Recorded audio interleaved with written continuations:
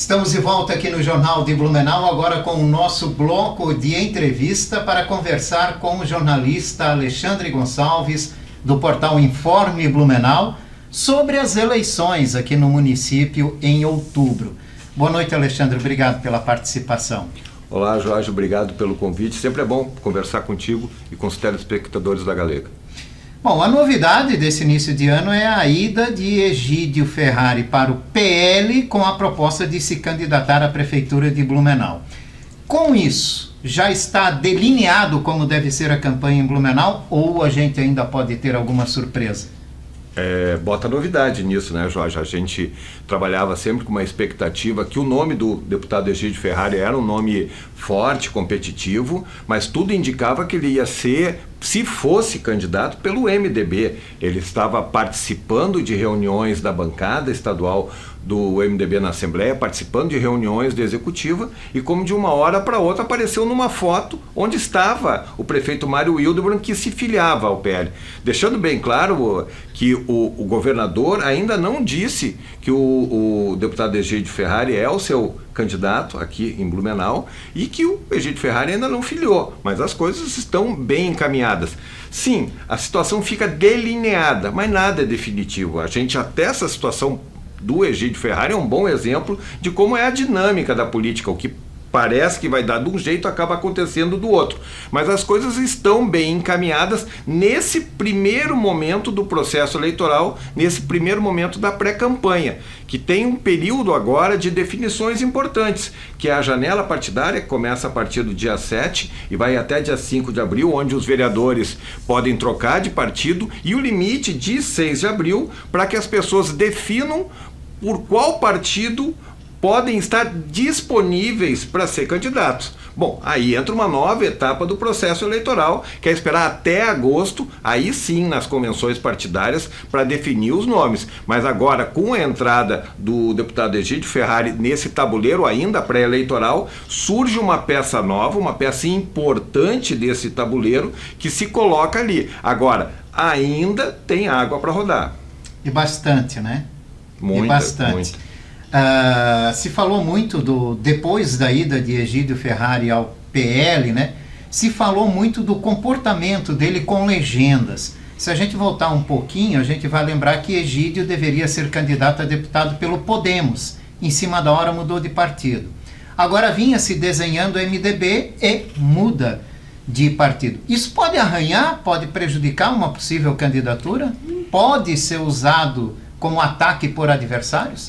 Para um novato na política, o deputado Egídio Ferrari tem feito bastante saltos em partidos. Você lembrou bem a questão do Podemos. Eu estava lá com o Informe Blumenau, eu gravei o discurso do então postulante a ser candidato Egídio Ferrari, defendendo o Podemos, e aí faltou uma sinergia, um entendimento, e ele percebeu no PTB uma oportunidade melhor de conseguir seu objetivo, que era ser deputado, né? E situação muito semelhante aconteceu agora. Ele fica chamuscado, sim, mas no meio político. A gente ouviu muito a repercussão do MDB, os deputados, o pessoal do MDB ficou muito revoltado com a postura dele nesse processo, mas eu tenho clareza que para o grande eleitor esse entendimento não bate, porque em tese talvez pegue muito mais o fato dele deixar de ser deputado caso eleito, né, para ser prefeito, do que necessariamente essa troca de partido dele. Ele sai chamuscado no mundo político, começa a ver ele com desconfiança, mas para o eleitor eu não acredito que tenha esse impacto.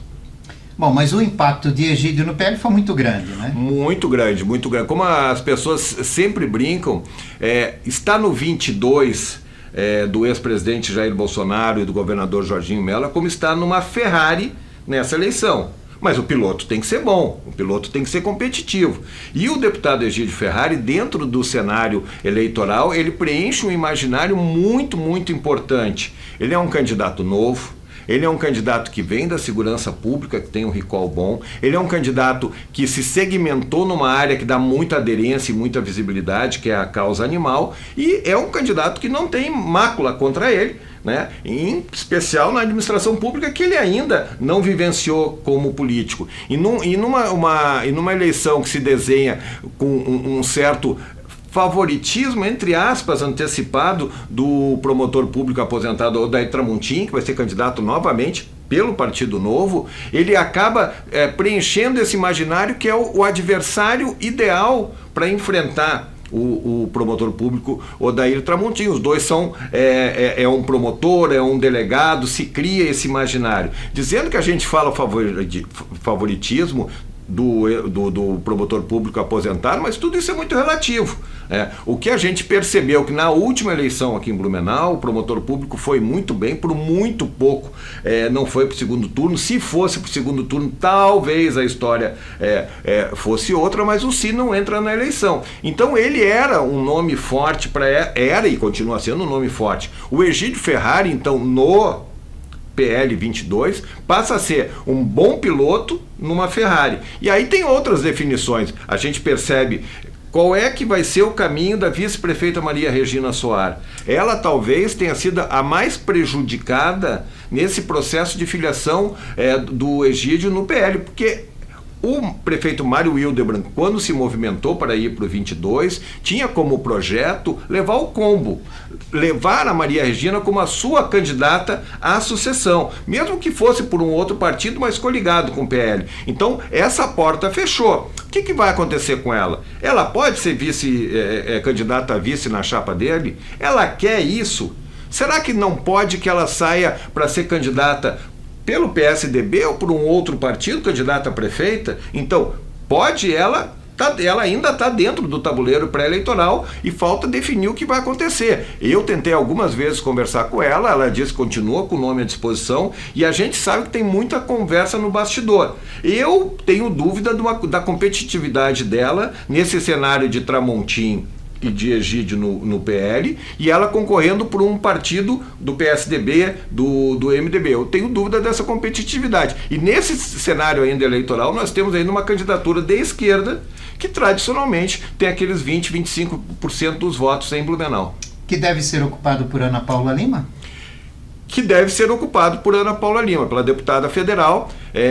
Ela, pessoalmente, ela não teria interesse. Ela diz que está muito bem em Brasília, ela é vice-líder do governo, ela tem um protagonismo na defesa do governo Lula, então ela não gostaria de participar, mas chega um momento que tu tens que ir para o sacrifício. E o PT tem defendido candidatura própria, principalmente nas cidades onde tem televisão, até para poder passar uma mensagem de defesa do governo federal. E a deputada federal Ana Paula Lima é a que tem maior esse currículo. Então o PT não tem um nome hoje pronto para disputar essa vaga. Claro, tem o do ex-prefeito Décio Lima, presidente do Sebrae, candidato a governador 2 vezes, mas ele está fora do jogo. Então a deputada Ana Paula pessoalmente se manifesta que não quer, mas ela vai ter que cumprir essa missão. Se desenha aí, então, na majoritária, mais ou menos, um caminho que pode ser seguido, né? Agora, para o legislativo, tem mudanças que aconteceram para a eleição deste ano, há muita correria para a montagem de nominatas também, nominatas fortes, né? O que mudou da última eleição para essa eleição que deixa alguns pré-candidatos preocupados? Saiu uma informação essa semana de uma decisão do STF que a maioria dos veículos de comunicação, inclusive veículos de comunicação oficial, acabaram dando uma informação errada, de que a legislação mudaria, a legislação que já está prevista para essa eleição mudaria. A legislação de agora que está prevista é a mesma legislação que aconteceu em 2022, não é a mesma de 2020.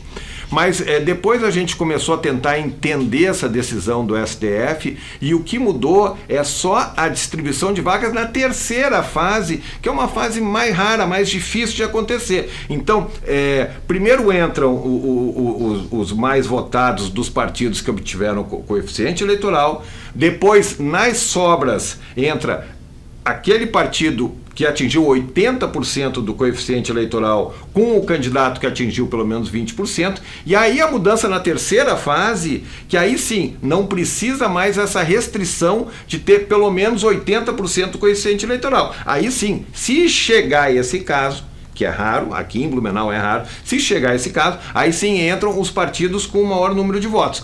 Agora, o papel da definição é importante nesse momento por conta da janela eleitoral. Eu ainda não contei, eu vou fazer isso esse final de semana, quantos vereadores devem mudar de legenda. Uns 6 ou 7 devem mudar de legenda. E a gente precisa ver lá no dia 6 de abril, que é o prazo limite da filiação, quem vai estar filiado e onde.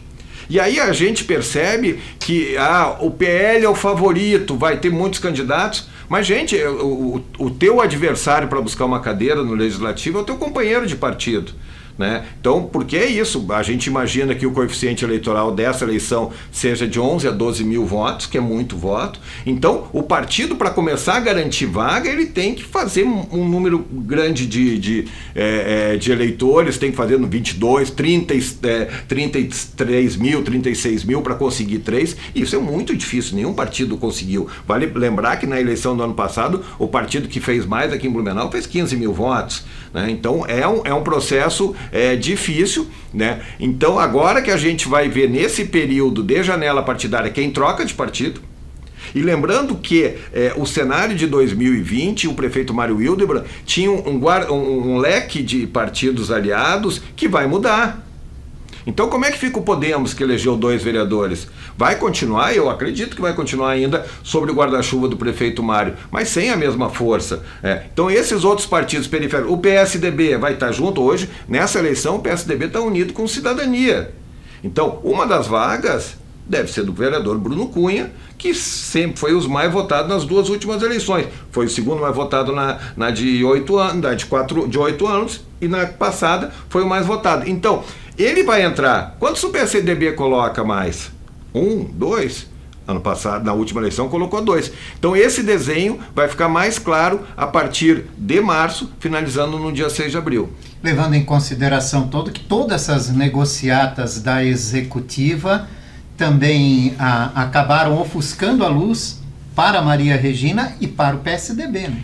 O PSDB está numa situação difícil. Ele já estava anteriormente, nomes fortes do partido cogitavam trocar de sigla, porque é uma matemática interna, eu defendo isso. O teu principal adversário é quem está dentro do partido. Então, na eleição passada, o Maurício Gol, ele levou vantagem sobre nomes fortes, como do Alexandre Matias, que é o secretário de Educação, como do Silvio Zimmermann, que é o secretário de Cultura, pessoas que já foram vereadores. É provável que o Maurício Gol consiga ainda levar essa vantagem. E se o Maurício Gol leva a vantagem, imaginando que o PSDB só eleja um, é essa matemática que se faz. E se não tiver Maria Regina no páreo, numa majoritária, aí gera um problema, porque o partido que não tem uma majoritária, não tem um projeto forte liderando para a prefeitura, ele fica em segundo plano.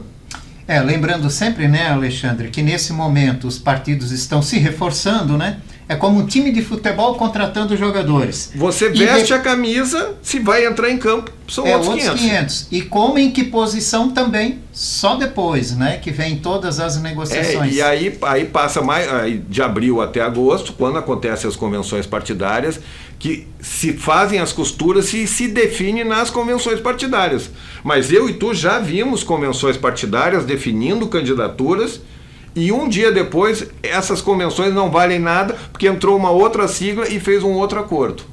Então, tudo ainda pode acontecer. Muita coisa ainda muito pode aberto mudar. E é uma eleição muito diferente da de 2020, né, Jorge? Na de 2020 nós tivemos 12 candidatos, foi um recorde na história. Na de 2020 nós tivemos no primeiro turno, no segundo turno, 70 mil eleitores que não foram votar, uma abstenção recorde. Isso não vai mais acontecer. A eleição deve cair, a abstenção deve cair a números naturais aqui de Blumenau, 10, 12%, não aqueles 30% por conta do coronavírus, e não vai ter essa pulverização de candidatos. Imagina, 12 candidatos em Blumenau, 12 partidos, não faz sentido. Então vai ser uma eleição bem diferente e tende a ser mais competitiva e mais aguerrida. Interessante também, né? Bem interessante também. Sim.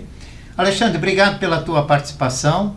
Na próxima nossa participação aqui, eu acho que é um bom debate a gente fazer quais são os assuntos que devem predominar no debate à Prefeitura de Blumenau. Nós vivemos ultimamente muitas polêmicas, segurança nas escolas, moradores de rua, falta de água. Esses assuntos vão ser predominantes na eleição em Blumenau? Ah, sem dúvida. E essa é uma boa reflexão, porque muitas vezes, e é o que a gente fez ao longo dessa entrevista, a gente fala em nomes, em composições, em alianças, mas não fala no que é mais importante, que é a resolução dos problemas das pessoas. E aí tem que ver quais são os temas. A questão do abastecimento de água é um tema principal aqui na cidade, a questão da malha viária.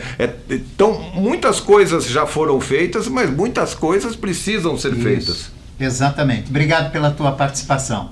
Jorge, te agradeço e agradeço a você que nos acompanhou até agora. E aqui nós fechamos a edição de hoje do Jornal de Blumenau. Esse noticiário reprisa às 11 da noite. Uma ótima noite. A gente se vê na segunda. Até lá. Bom final de semana.